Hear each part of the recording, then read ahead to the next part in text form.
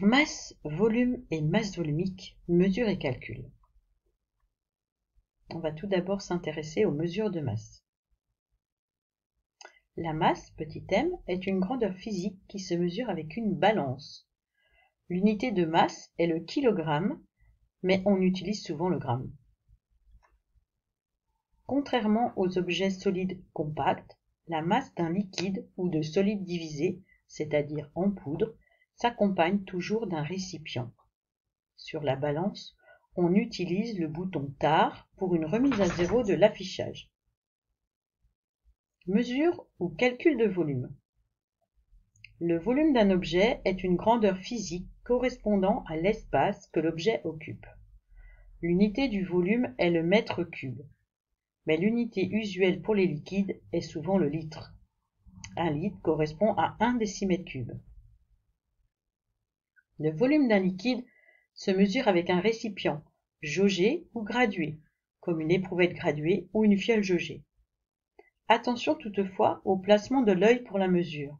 Le regard doit être perpendiculaire à l'éprouvette et l'œil en face du ménisque.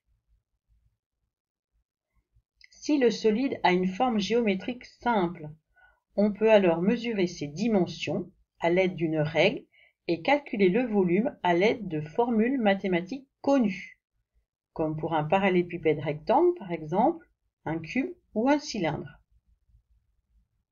Si le solide n'est pas trop gros, qu'il est plus dense que l'eau et non soluble dans l'eau, on peut alors mesurer son volume par déplacement d'eau.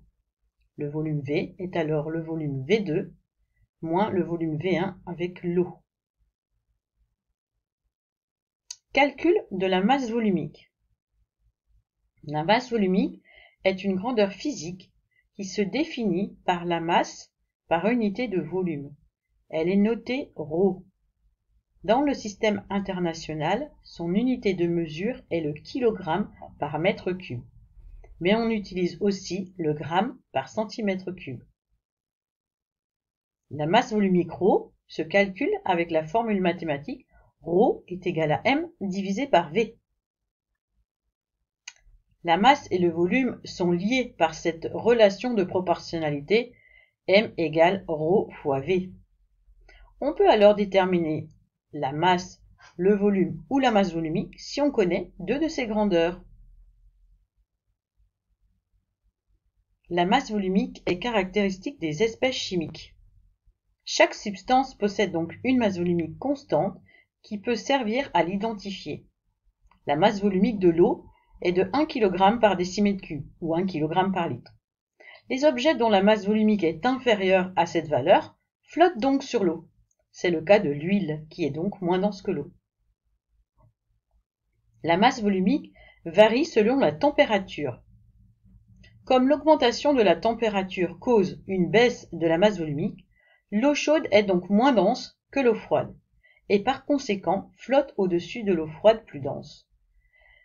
C'est la raison pour laquelle il faut constamment brasser si on veut obtenir une eau dont la température est constante de haut en bas.